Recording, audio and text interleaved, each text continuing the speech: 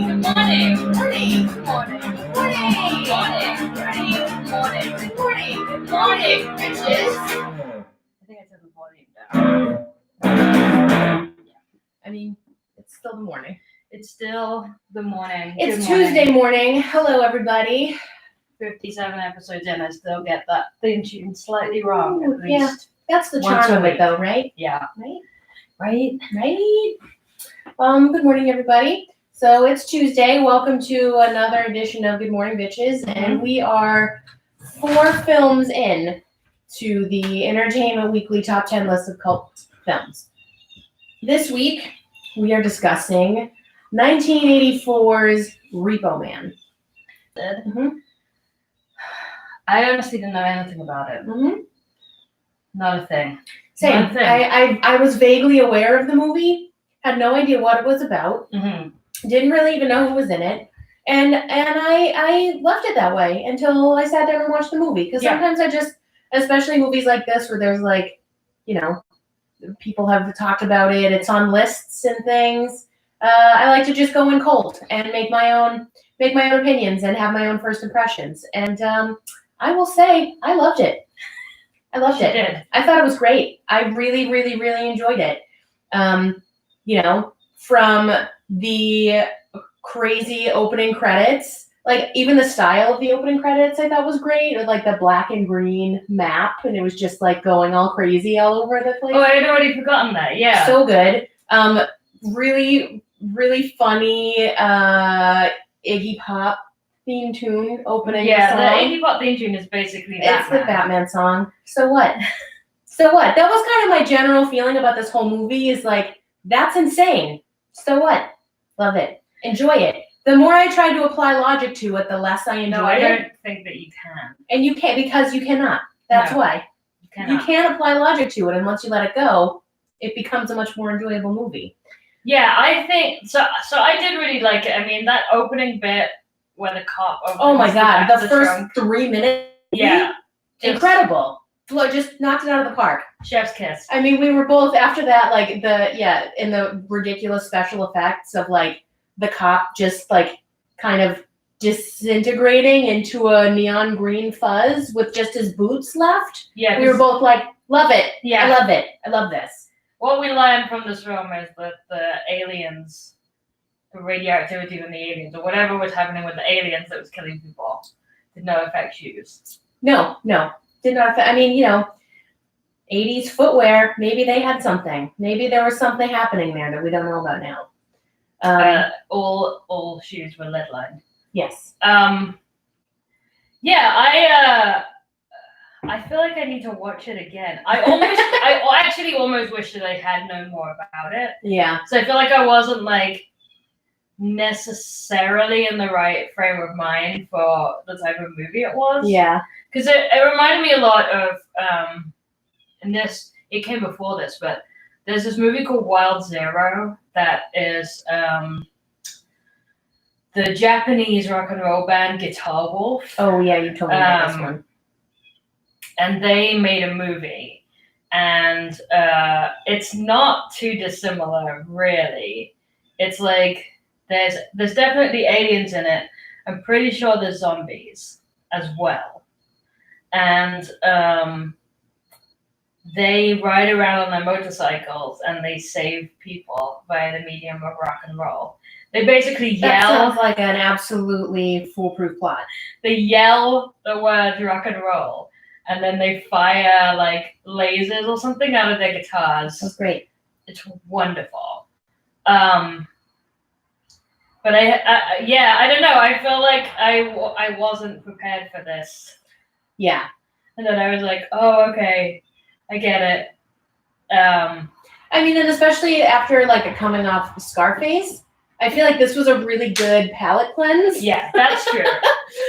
You know, it just kind of wiped out any sense of like self-seriousness or heavy-handed storytelling or character development. Yeah, none of that. There was none of that, and I was so fine with it. I think like. Yeah, there's some weird like tonal moments in this film. Like I don't know that the people making it knew exactly. Right.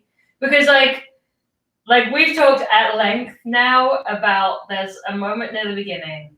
Because I guess I also didn't even realize it's like a punk rock Me song. neither. Had no idea that it was like a iconic early 80s LA punk rock. Right, like the movie. Soundtrack is kind of incredible. Great. It's really good. Like Circle Jerks, Black Flag, Yeah. etc., etc. So there's a bit right at the beginning where Emilio Estevez, who looks like Emilio a baby, Estevez, before Breakfast Club. Yeah. Which also, blows my mind because he was in this movie and then very shortly after played the jock. Yeah. In the Breakfast Club. I will say that I didn't entirely ever buy him as a jock. And yeah. I mean, it's funny. I didn't entirely ever buy him as a punk. No, but his performance is pretty similar. Yeah. Like his attitude is very much the same. I mean, he's being let down by his parents. That's true. Everything is just a big disappointment to Emilio Estevez in both movies. Maybe that's just who he is. It might just be who he is. So there's this bit of beginning where he's at a house party. He's trying to make out with a girl. She asks him to go get a beer, and when he comes back, she's making out with his friend who just got out of jail. Mm-hmm. And so he leaves the party dejected, and he just walks around kicking rocks and hanging out by the railway lines, and he just really sadly sings the Black Flag song TV Party, which is one of the stupidest songs in the history of music. Black Flag didn't write it seriously. You found that really sad. I was laughing. It's so hard. I didn't think it was. I wasn't like, oh, poor Emilio Estevez. I was like, oh my god, that's precious. There was just something that was weirdly endearing about it. That's like, of course, if you are a sad punk, you who just left a big party because you caught your girlfriend or whoever making out with somebody else, you're gonna get drunk and sit on the train tracks and sing TV Party, the stupidest song of all time. It was just such a funny choice. The delivery of it. Oh my god, it was so good. I really appreciated that moment. But we were also talking about just the punk rockness of it and why that was there, why there was a choice to make Emilio Estevez a punk in this movie, and why subculture was such a part of it. I presume that the guy that made the film was that was his well, because he also made Sid and Nancy. Right, but my thinking was the fact that he was from the punk subculture made him more well suited to be a Repo Man than somebody else would have. Crystal's theory. This is my spin on it, because at first, when he kind of got suckered into repossessing a car by Harry Dean Stanton, who, amazing, also amazing, he was like, this is bullshit, you guys are just capitalist pigs or whatever, making money off of other people's something. But then once he started doing it, he was into it. And I think he was into it because he had this punk rock sensibility of everything is bullshit and nothing matters. So I just want to have fun. And then he was stealing cars, doing speed, and drinking beers with Harry Dean Stanton. There was also the slight suggestion that he was trying to make money to go to Europe, which... Oh, I completely missed that part. Yeah, no, he was saying he came home. Oh, right, he came home to his parents. I thought that was just a scam to get money from them. I thought he was just trying to get money I think so too. But then he was the next day he went and officially joined the Repo Man. Yeah, maybe. That seems a little too forward thinking. Right? He didn't see what was he gonna do in Europe? Where in Europe ambitions? He doesn't have any. That's why he was a Repo Man. Yeah. Anyway, just all around, it was a silly movie, and I really, really liked it. Yeah, if you haven't seen it, I would highly recommend checking it out. It's on iTunes. I don't think it's streaming anywhere else. So we have not really sat down to start writing our song about this yet, but we have some ideas. I have so there's some there's some background players. I gotta call them. It's the guy who steals his girlfriend at the beginning is one of them. Right, because him and the girl and then some other guy are They're like a little crew. Yeah. There's like these 3 punks that just turn up every now and then. They're usually robbing someone. And there's a bit where one of them just gets bored of the situation he's in. And he's like, let's just get out of here and do some crimes. Let's go do some crimes. And then he's like, yeah, we should do some crime. Let's like get sushi and not pay for it or something. And they just run away. And then they leave. They're my favorite people in the entire film. Oh man. Let's go do some crimes. They're also like super clumsy. Very that guy bad. They're runs, very like, bad at crimes. He runs like penis first into a ball out at one point. Yeah, it was like, was that a choice, or was this guy literally that clumsy and they wrote God, it it in the film? was so good. So yeah, I mean, we have a lot of material to work with for the next time around. Maybe we'll give it a second viewing. I don't know. I feel like I know all I need to know about the movie. We could do a little more research, but yeah, I mean, I think you're right. There is the punk rock sensibility definitely comes from the director. Yeah, but I don't think Emilio Estevez was a punk. No, I'm sure he was Yeah, not. I am excited to be proven wrong on that. Right. Yeah. What a revelation that would be. But yeah, I think I'm really glad that we got to watch this movie. Mm-hmm. I'm glad I got to see it. I'm glad it was on this list where it was. We really needed it. Yeah. Yeah, so we're going to do one of our songs, and then we'll be back on Thursday with some more commentary and our original Repo Man song. Mm-hmm. Mm-hmm. So let's play a song. All right. What are we doing? Trump, I think. Okay. Haven't done this one in a minute. Yeah. That makes it more punk rock. Yeah, it does. Punks.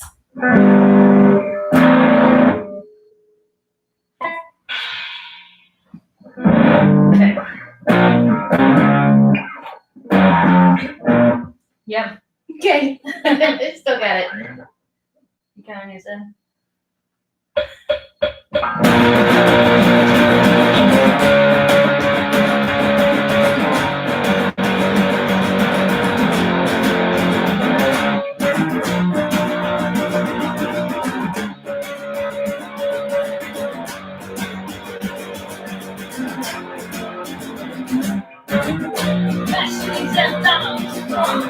Mass shootings and Donald Trump. Are you sure you want to move to America?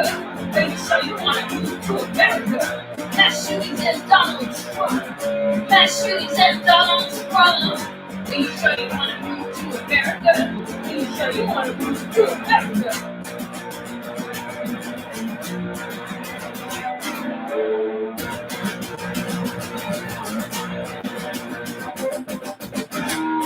And I heard they shoot on sight.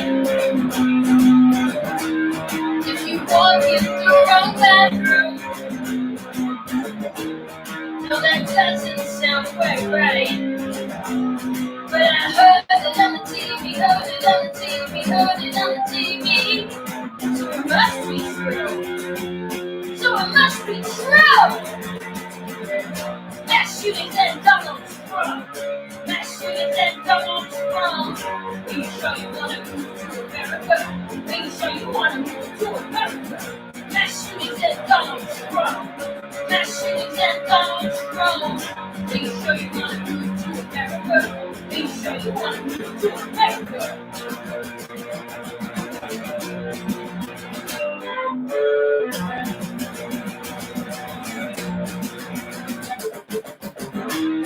And I heard you have no right to expect basic health care. No, that doesn't sound quite right. But I heard it on the TV, heard it on the TV, heard it on the TV. So it must be true. So it must be true. Mass shootings and Donald Trump. Mass shootings and Donald Trump. Are you sure you want to move to America? Are you sure you want to move to America? Mass shootings and Donald Trump. Mass shootings and Donald Trump. Are you sure you want to move to America? Are you sure you want to move to America? Yeah. All right. See you Thursday. See ya, and